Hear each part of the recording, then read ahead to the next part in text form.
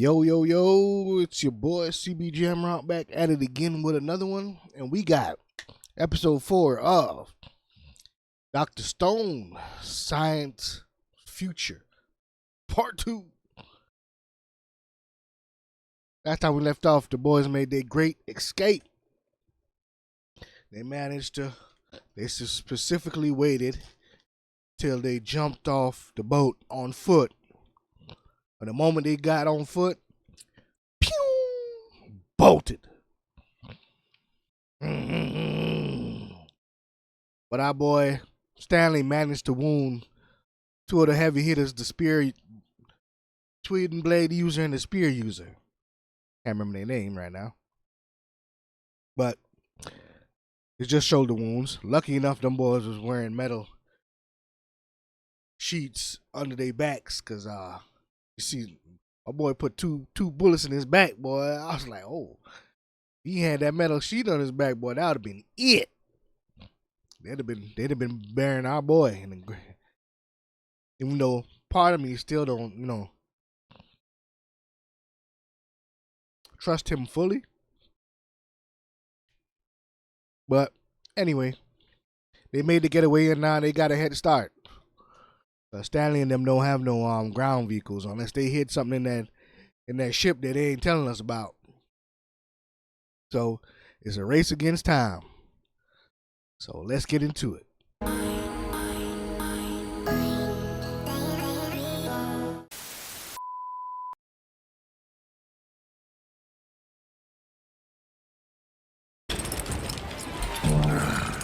What the hell happened? What is this shit? The plane's engine is charred black! That sounds like the good old burnt sugar prank. They got us good, no doubt. Damn! I want that plane fixed quickly. We're going after the fledgling science team. Brody knows what to do and can guide the repairs over the radio. What do you know? It's like he's working remotely, except in the stone world. Our enemy's not even bothering to encrypt their messages anymore! To be fair, we can't do anything about whatever we hear. Don't tell me you thought we'd ignore the invitation to fight fire with fire and do some remote work ourselves. Attention Corn City team. We have an important mission for you. You have until we arrive at Ground Zero. Take apart the Medusa and figure out what makes the old girl tick.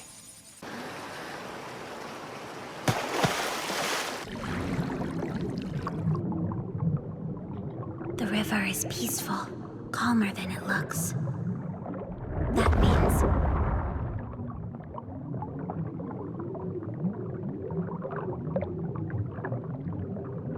God damn.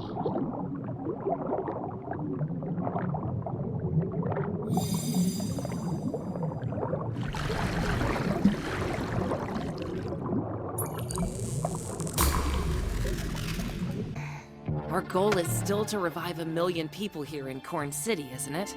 Some will get sick or injured eventually. If we can figure out how the Medusa works, we'll have our own miracle cure. Dr. Stone, at our beck and call. Is this what you had in mind, Senku? You didn't tell us the reason behind our little mission, which means you want us to stick to the facts and try our best to succeed. That makes plenty of sense. I got no reason to object. Still, maybe I'm just overthinking things, but the timing here is way too fishy. We need a specialist. precision engineering. You're a journalist, so can't you dig us up a crazy good engineer or whatever? Well, there are plenty of famous high-end watch and jewelry makers in the U.S., but it's more complicated than throwing out a name. Just do it, come on! Even if I had a name, how would I know where to find I don't know if that's hot or scary. God damn, it be right around High-end watches. Be right around that there. Of course I know. It's a bit of a trek from there, but the Rodex headquarters isn't far from the airport. Give me a rough idea. Then I can whip us up a handy-dandy map.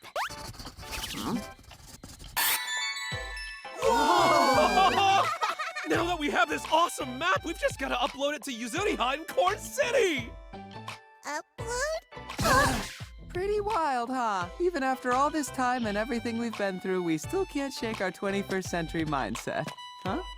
To hell with it. Remote work needs another tool. Our own fax machine.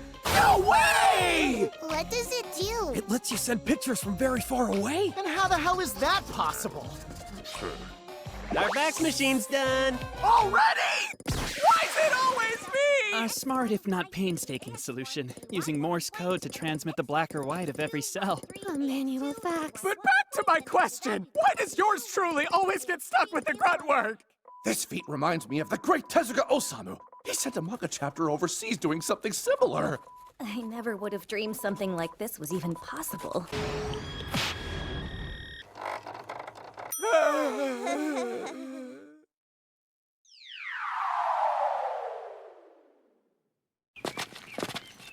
I interviewed the Rodex CEO, back before we were petrified, of course.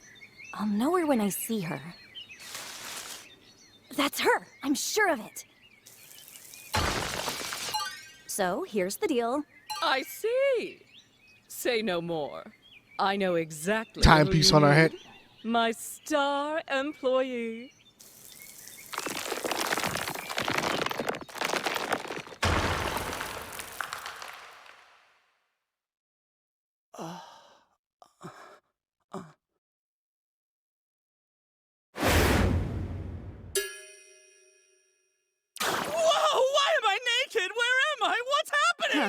Nice to see someone react like a normal person.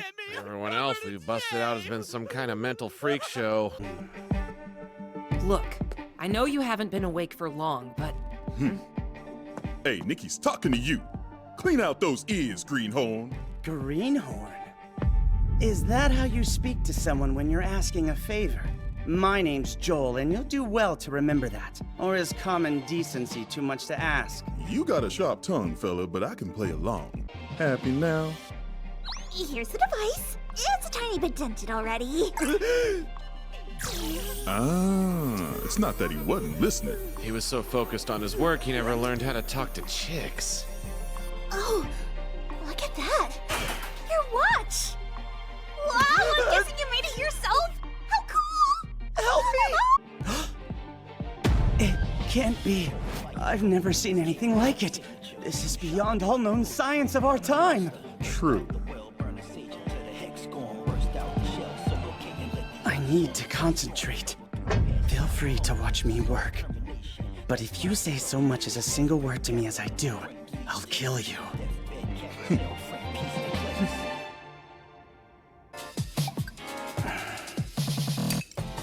Solid, intricate parts, as though each was meticulously 3D printed.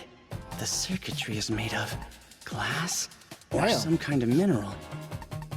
I can't begin to guess how it works, yet it's no different from a watch. Every part serves a particular purpose. This piece, it's stained black. The central core that everything else connects to is a diamond? If this is like a normal battery that's degraded over time, then if we take it out and reinstall it, it just might...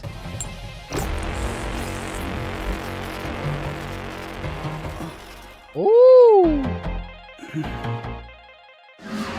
If you're actually able to fix the Medusa, you should know it's activated by saying the area of effect and how long until you want it to go off. But I'm warning you, don't try it on your own. 1 meter. 1 second.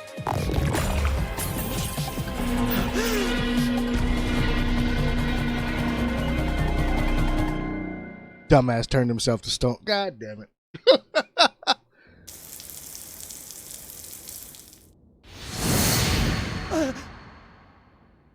So you jostled the battery connections and managed to squeeze out one last precious drop of juice? Basically. The thing's busted now? So much for our own private Dr. Stone. Hold on a minute. You Stone World people.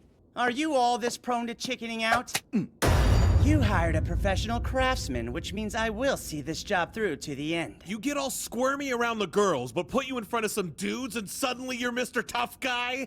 It doesn't matter how difficult it is. The job needs doing. Mountains exist to be climbed. No problemo! This is totally our Mount Tenno! And once we're past the Andes Mountains, we'll have a mega thick forest barrier upping our defenses as we ride to victory! Do you even hear what you're saying? We're standing in the middle of a desert that didn't used to exist! Any insights on how things have changed, Miss Geographer? Mm-hmm. A fair few. Tell me something. Is there way more snow in Japan? I mean, like, compared to how it used to be? Yeah, there is. As it were. When we plotted to strike against Senku, we had to wait until the long winter passed to commence. But how can you know that when you haven't been there yet? We're on the other side of the world. Easy peasy! Humanity gets petrified. Global temps start dropping like a rock. And the chilly southern ocean currents fly up, and away! The sea near the equator was definitely extra cold. It's La Nina. Bingo! Bingo my ass. Just keep talking until any of this crap makes sense. When the water cools, the heat moves around that way and shakes up the air. That rocking and rolling draws cold wind in from the north, all like brrr. Dang, it's snowy as hell! Okay. Let's break it down further. When South American waters cool, it snows in Japan on the other side of the planet. That almost makes sense to me! This is bad. It's like the whole planet is actually connected. By science! First, we gotta play musical chairs. Say what now? We'll start with you, Luna. About how much do you weigh? That's way too much, Chelsea! I don't get what's wrong. She just asked her how much her body weighs. Around 90 pounds, give or take. That Zargata's so hot! That's way too low for those proportions! Yeah, and I'm made of cheese. Now tell me the real number! Ah, so you want us to evenly distribute our weight across the bikes. That's smart. We've been too rushed to give it much thought. But it's gonna be an off-road slog with 3 to a bike from here on. We can't afford overly heavy groups. We've been living here in the stone world for years at this point. There's a 10 billion% chance that number is different. There, it's ready. Huh? What is it? After I was unpetrified, I made a ruler using my height, 171 centimeters. A 10 by 10 by 10 centimeter crate of water just so happens to weigh exactly 1 kilogram.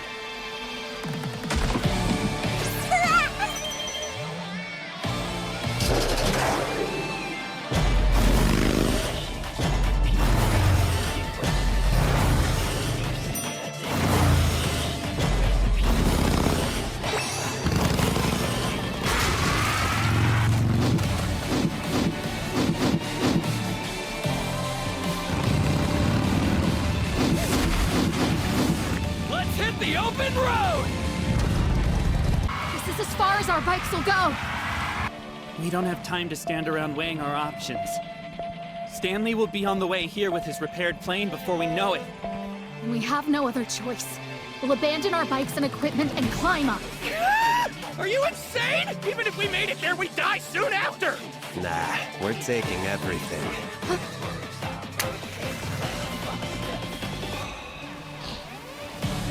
All right, we're ready to fly now.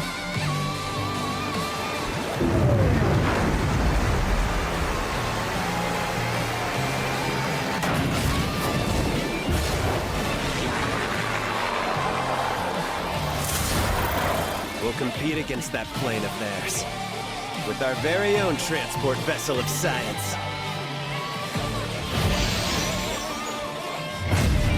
A ropeway! We're gonna build that nasty tech and use it to conquer these mountains. We're building one of those! For How? Ray! They're gonna build a ropeway across the mountain? That's insane. I thought he was gonna say something like put chains on the tires to give it a better grip up the mountain or some treads. But I forgot they don't have no better treads.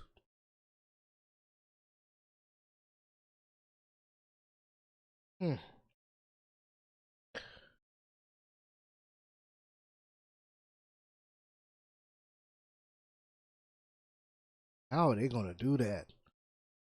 It would be the fastest way across the mountain. I'm assuming once they get to a high enough peak, I guess what? They throw a rope across, make sure it's sturdy, then someone glides across, secures it tightly, and then they transfer the bikes across. And they just keep going, doing it like that. Hop, skip, and cross. Hiding from Stanley while they do it. That's... You talking about a race against time. That is... Whoo! That's gonna be tight. Because Stanley already up in the air, so... The only thing they do is duck down and hide. I'm assuming they're gonna have to pay the day-night game, so they're gonna have to hide during the day. And then move at night. That way Stanley's visibility is low at night.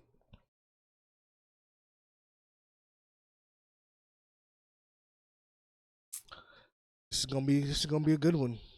This is gonna be a good one. This is things where things get interesting. So now they got the team at home working on the mini petrification beam. If they can figure out a way to switch out the diamond and maybe fix the circuitry around the battery, they might be able to use that petrification beam to get more people, which means more food, more resources, more hands on deck to work. It's getting interesting. It's getting interesting. It's a two-way race to figure out the mini petrification beam and to figure out and how to get to the big boy, the big bazooka. So that's it for episode 4, and we are on to the next. Down. I don't know why I feel like we're even farther than episode 4, but damn. Anyway, that's it for Dr. Stone. Peace.